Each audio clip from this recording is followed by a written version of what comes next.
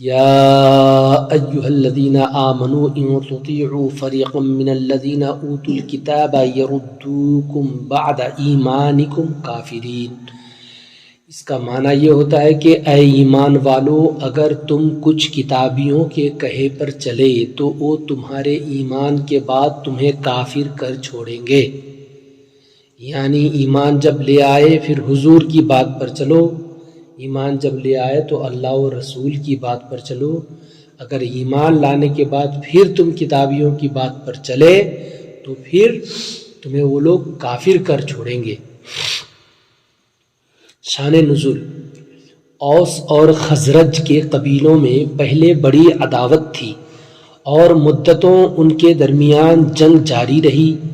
سید عالم صلی اللہ علیہ وسلم کے صدقہ میں ان قبیلوں کے لوگ اسلام لا کر باہم شیر و شکر ہوئے۔ ایک روز وہ ایک مجلس میں بیٹھے ہوئے انس و محبت کی باتیں کر رہے تھے۔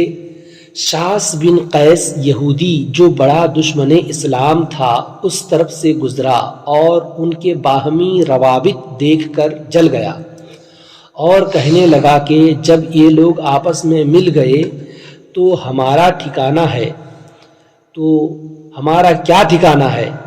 ایک جوان کو مقرر کیا کہ ان کی مجلس میں بیٹھ کر ان کی پچھلی لڑائیوں کا ذکر چھیڑے، اور اس زمانہ میں ہر ایک قبیلہ جو اپنی مدح اور دوسروں کی حقارت کے اشعار لکھتا تھا پڑھے۔ چنانچہ اس یہودی نے ایسا ہی کیا اور اس کی شرانگیزی سے دونوں قبیلوں کے لوگ طیش میں آ گئے اور ہتھیار اٹھا لیے۔ قریب تھا کہ خون ریزی ہو جائے۔ سید عالم صلی اللہ تعالی علیہ وسلم یہ خبر پا کر مہاجرین کے ساتھ تشریف لائے اور فرمایا کہ اے جماعت اہل اسلام، یہ کیا جاہلیت کی حرکات ہیں؟ میں تمہارے درمیان ہوں، اللہ تعالیٰ نے تم کو اسلام کی عزت دی، جاہلیت کی بلا سے نجات دی، تمہارے درمیان الفت و محبت ڈالی، تم پھر زمانہ کفر کی حالت کی طرف لوٹتے ہو۔ حضور کے ارشاد نے ان کے دلوں پر اثر کیا اور انہوں نے سمجھا کہ یہ شیطان کا فریب اور دشمن کا مکر تھا۔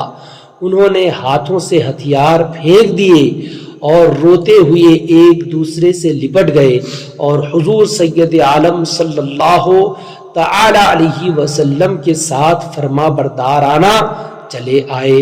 ان کے حق میں یہ آیت نازل ہوئی۔ بات سمجھ میں آئی؟ نہیں آئی کچھ بھی؟ کتابی لوگ جو ہے نا، یعنی جب نیا نیا اسلام مکہ مدینہ میں آیا تھا اس وقت لوگ ایک بار کی بڑھتے جاتے تھے۔ جب لوگ اسلام مذہب اسلام قبول کرتے جاتے تھے، بڑھتے جاتے تھے، آپس کی جو دشمنی تھی وہ سب محبت میں تبدیل ہونے لگی۔ رسول پاک کے صدقے میں آپس کی لڑائی، نفرت وہ سب مٹنے لگی۔ جب مٹنے لگی، ایک دن اوس اور خزرج کے قبیلوں میں بہت بڑی عداوت تھی، لیکن آپس کی عداوت حضور صلی اللہ علیہ وسلم کی برکت سے محبت میں تبدیل ہو گئی۔ تبدیل ہونے کے بعد دونوں قبیلہ والے بیٹھ کو محبت کی باتیں کر رہے تھے۔ اب محبت کی جب باتیں کر رہے تھے تو ایسے عالم میں وہاں سے یہودیوں کا ایک بڑا گروجی گزرا۔ جب یہودیوں کا گروجی گزرا، اس کو دیکھ کر کہ یہ لوگ سب مسلمان ہو گئے ہیں اور آپس میں یہ لوگ پیار کی بات کر رہے ہیں، محبت کی بات کر رہے ہیں، یہ دل ہی دل میں بالکل جل گیا، بھن گیا، ایک دم پریشان ہو گیا۔ پریشان ہو جانے کے بعد یہ کیا کہ ایک لڑکا کو ٹھیک کیا، یہ آپس میں اس محفل میں اس مجلس میں جا کے یہ بھی بیٹھ جائے گا اور بیٹھ کر اس کا کے ساری باتیں نکالے گا۔ کون باتیں؟ جب جھگڑے کے زمانے کی جو باتیں چل رہی تھی، یہ اس کا کر ایک ایک باتیں نکالے گا۔ اور دوسرے لڑکے کو ٹھیک کیا گیا، وہ بیٹھ کر، اس زمانے میں شعر و شاعری چلتی تھی، یہ اس کے بارے میں جو شاعری کرتا تھا اور وہ اس کے بارے میں جو شاعری کرتا تھا، وہ سب کو اس کا کے ایک دوسرے کی شاعری کو یاد دلائے گا۔ جا کے دو لڑکا بیٹھ کو ایسی باتیں یاد دلانے لگے، یاد دلاتے دلاتے دلاتے دلاتے پھر وہی گرم ہو گیا. گرم ہونے کے بعد اب قریب تھا کہ دونوں تلوار نکال کے مار پیٹ شروع کر دے, ایک دوسرے سے جھگڑا ہو جائے. تو ایسے عالم میں حضور کو خبر ہو گئی. حضور پاک صاحب الاولاق صلی اللہ علیہ وسلم رحمت دو عالم علیہ الصلاۃ والسلام تشریف لائے. حضور صلی اللہ تعالی علیہ وسلم تشریف لانے کے بعد ان لوگوں کے درمیان حضور نے فرمایا کہ تم لوگ کیوں جاہلوں کی طرح پھر ویسی لڑائی شروع کر دے رہے ہو؟ تم لوگ اسلام لا چکے ہو, اسلام قبول کر چکے ہو, دین اسلام میں داخل ہو چکے ہو, تم لوگ ایمان لا چکے ہو, تو پھر اب لڑائی کرنا صحیح بات نہیں ہے, تم لوگ لڑائی کرو نہ کو. جب حضور صلی اللہ علیہ وسلم نے منع فرمایا تو سارے لوگ بولے کہ ہاں ہم لوگوں سے غلطی ہو گئی, ہم لوگوں کو لڑائی نہیں کرنا چاہیے. ان لوگوں کو احساس ہوا, اور احساس ہونے کے بعد پھر آپس میں سب گلے مل لیے اور گلے مل کے بہت رونے لگے. بات سمجھ میں آئی؟ اس سے پتا چلا کہ پچھلی باتاں یاد کر کو پھر وہی گلاٹا کر لینا نہیں, پچھلی باتوں کو بھلا کو آپس میں محبت سے جینا. بات سمجھ میں آئی؟ قرآن شریف کی اس آیت سے یہ بات صاف سمجھ میں آتی ہے کہ پچھلی بات کو یاد کر کے جھگڑا نہیں کرنا, کیونکہ جب آدمی جب گلاٹا کرتا ہے اس ٹائم اس کو غصہ ہوتا ہے, تو غصہ کی باتوں کو یاد کر کے پھر ابھی وہی گلاٹا لے کے آ جانے سے تو آدمی زندگی میں چین و سکون سے نہیں رہ پائے گا, قتل و غارت شروع ہو جائے گی. اللہ پاک نے پھر فرمایا وَكَيْفَ تَكْفُرُونَ وَأَنْتُمْ تُتْلَى عَلَيْكُمْ آيَاتُ اللَّهِ وَفِيكُمْ رَسُولُهُ, اور تم کیوں کر کفر کرو گے, تم پر تو اللہ کی آیتیں پڑھی جاتی ہیں اور تم میں اس کا رسول تشریف فرما ہے. بات سمجھ میں آئی؟ یعنی تم لوگ آپس میں ایسی گفتگو کیوں کرتے ہو, ایسی باتیں کر کے لڑائی کیوں کرتے ہو؟ کرو نہ کو, اس لیے کہ تمہارے پاس تو حضور موجود ہیں. جب حضور تمہارے پاس موجود ہے تو حضور صلی اللہ علیہ وسلم کی برکت سے تمام پریشانیاں خوشیوں میں تبدیل ہوتی. یہ بات بتائی جا رہی ہے. وَمَنْ يَعْتَصِمْ بِاللَّهِ فَقَدْ هُدِيَ إِلَى صِرَاطٍ مُسْتَقِيمٍ, اور جس نے اللہ کا سہارا لیا تو ضرور وہ سیدھی راہ دکھایا گیا. اللہ کا سہارا جس نے لیا وہ سیدھی راہ دکھایا گیا. اللہ کا سہارا کیا ہے؟ اللہ کے فرامین, یعنی اللہ نے جو کچھ فرمایا اور حضور صلی اللہ تعالی علیہ وسلم نے جو کچھ فرمایا, یعنی قرآن اور حدیث. ہم لوگوں کے لیے قرآن اور حدیث, قرآن و حدیث کی باتیں یہ ہم لوگوں کے لیے اللہ تعالیٰ کی دی ہوئی سیدھی راہ ہے. بات سمجھ میں آئی؟ اس کے بعد اللہ تبارک و تعالیٰ نے فرمایا یا ایھا الذین آمنوا اتقوا اللہ حق تقاتہ ولا تموتن الا وانتم مسلمون, اے ایمان والو اللہ سے ڈرو جیسا اس سے ڈرنے کا حق ہے, اور ہرگز نہ مرنا مگر مسلمان, یعنی جس وقت مرنا اس وقت کلمہ پڑھ کو مرنا. بات سمجھ میں آئی؟ آپس میں گلاٹا کر کے جھگڑا کر کے کافروں کی باتیں سن کے کافر نہیں ہو جانا. ایمان لانے کے بعد پھر ایمان پر قائم رہنا, ایمان پر قائم رہ کر حق تقاتہ ولا تموتن الا وانتم مسلمون, یعنی اور اے ایمان والو اللہ سے ڈرو جیسا اس سے ڈرنے کا حق ہے, اور ہرگز نہ مرنا مگر مسلمان, یعنی مسلمان ہو کر ہی مرنا. بات سمجھ میں آئی؟ یعنی مرنے سے پہلے کیا کرنا ہے؟ کلمہ پڑھ لینا. مرنے سے پہلے کلمہ پڑھ کو مرنا, مرنے سے پہلے ہرگز ایسی مت مرنا, مسلمان ہو کو مرنا. اللہ پاک نے فرمایا کیوں؟ اس لیے کہ مسلمانوں کے لیے جنت کی خوشخبری ہے اور کافروں کے لیے جہنم کی خوشخبری ہے. بات سمجھ میں آئی؟ تو جہنم کی خوشخبری والی موت پہ نہیں مرنا بلکہ جنت کی خوشخبری والی موت پہ مرنا. جنت کن ہو جاتے؟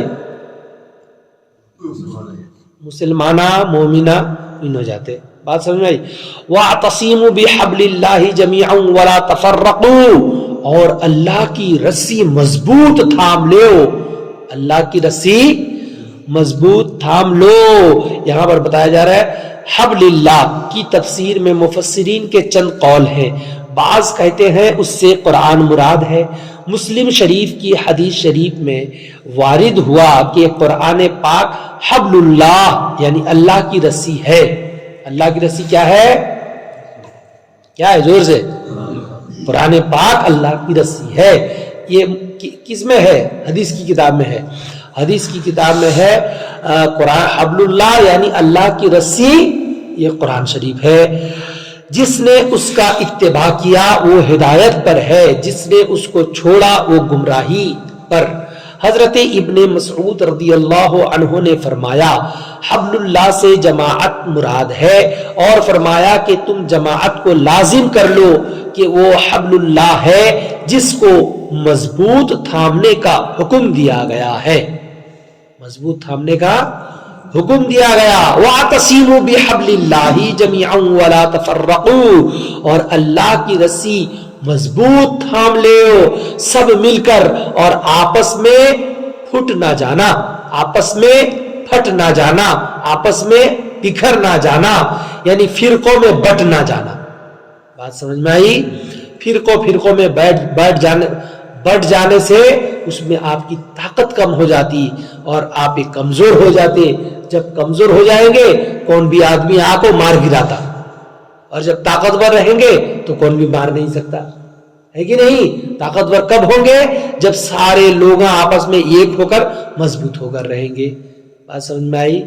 تو سب مل کر آپس میں پھٹ نہ جانا یعنی فرقوں میں بٹ نہ جانا۔ اور اس میں بتایا گیا جیسے کہ یہود و نصارہ متفرق ہو گئے، اس آیت میں ان افعال و حرکات کی ممانعت کی گئی جو مسلمانوں کے درمیان تفرق کا سبب ہوں۔ طریقہ مسلمین مذہب اہل سنت ہے، اس کے سوا کوئی راہ اختیار کرنا دین میں تفریق اور ممنوع ہے۔ یعنی ہم لوگوں کا جو یہاں جو بتایا گیا کہ آپس میں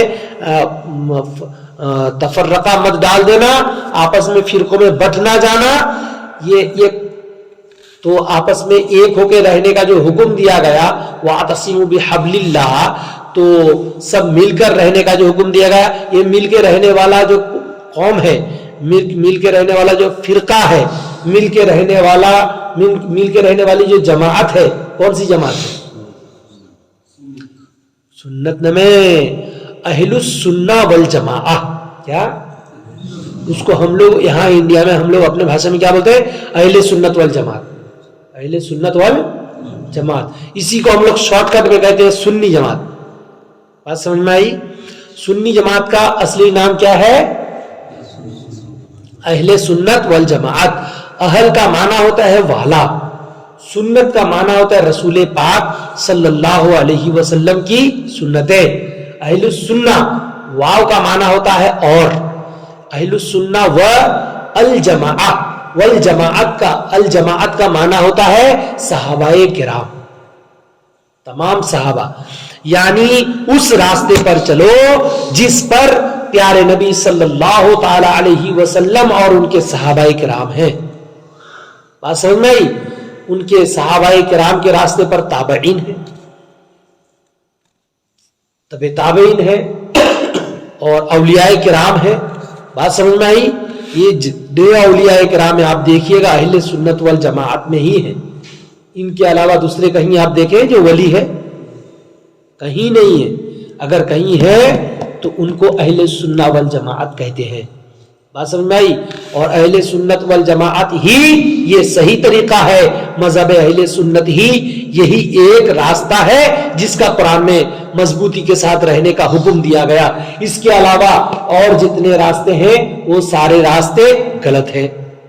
بات سمجھ میں آئی کہ نہیں؟ کیونکہ قرآن شریف کا جو حکم ہے وہ ہم لوگوں کو سبوں کو مان لینا چاہیے۔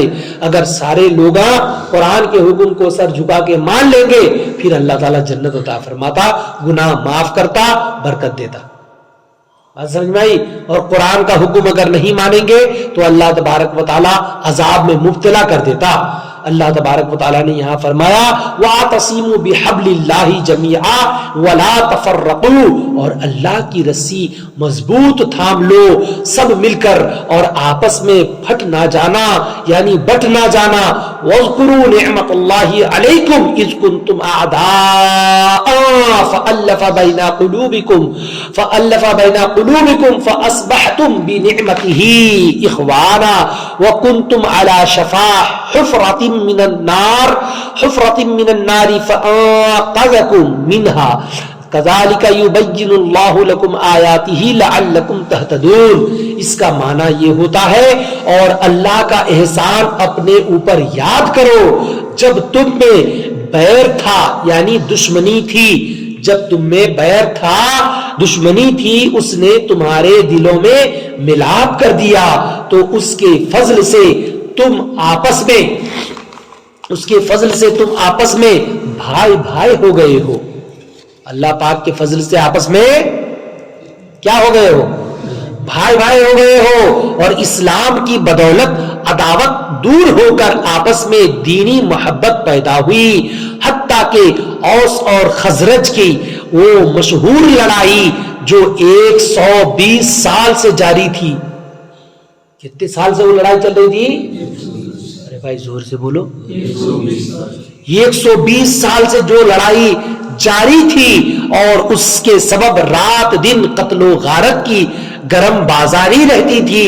سید عالم صلی اللہ تعالی علیہ وسلم کے ذریعہ اللہ تعالیٰ نے مٹا دی اور جنگ کی آگ ٹھنڈی کر دی اور جنگجو قبیلوں میں الفت و محبت کے جذبات پیدا کر دیے. یہ کس کی برکت سے؟ حضور کی برکت سے. بات سمجھ میں آئی؟ رسول پاک صلی اللہ علیہ وسلم کی باتاں یعنی حضور صلی اللہ علیہ وسلم کے فرمان اگر ہم سنیں گے تو اللہ تعالیٰ برکت دیتا. جیسے وہاں پر 120 سال سے لڑائی چل رہی تھی، حضور کی باتاں لوگ سن لیے تو حضور کے فرمان سننے کی وجہ سے اللہ تعالیٰ ان لوگوں کو برکت عطا فرمایا. بات سمجھ میں آئی کہ نہیں؟ تو اس نے تمہیں اس سے بچا دیا یعنی اور تم ایک غار دوزخ کے کنارے پر تھے، اور جب غار دوزخ کے کنارے پر تھے یعنی حالت کفر میں کہ اگر اسی حال پر مر جاتے تو دوزخ میں پہنچتے، تو اس نے تمہیں اس سے بچا دیا یعنی دولت ایمان عطا کر کے تمہیں دوزخ سے بچا دیا. کذالک یبین اللہ یعنی اللہ تم سے یوں ہی اپنی آیتیں بیان فرماتا ہے کہ کہیں تم ہدایت پاؤ. جب ہدایت اللہ تعالیٰ دینا چاہتا ہے تو یوں ہی آیت بیان فرماتا ہے. اس لیے ہم لوگوں کو چاہیے کہ قرآن شریف ہر روز پڑھیں اور اس پہ عمل کریں. اور تاک میں اٹھا کے جنہوں رکھتے، قرآن شریف تاک میں اٹھا کے رکھنے کی چیزاں نہیں. قرآن شریف جو لوگ میت کے انتقال ہونے کے بعد ایصال ثواب کے لیے پڑھتے ہیں، یہ صرف ایصال ثواب کے لیے نہیں ہے. لہذا قرآن شریف گھر سجا کر رکھنے کے لیے یا بیٹی کو دہیج میں دینے کے لیے قرآن نازل نہیں کی گئی، بلکہ قرآن شریف ہدی للناس لوگوں کی ہدایت کی کتاب ہے. اس کو پڑھنا چاہیے.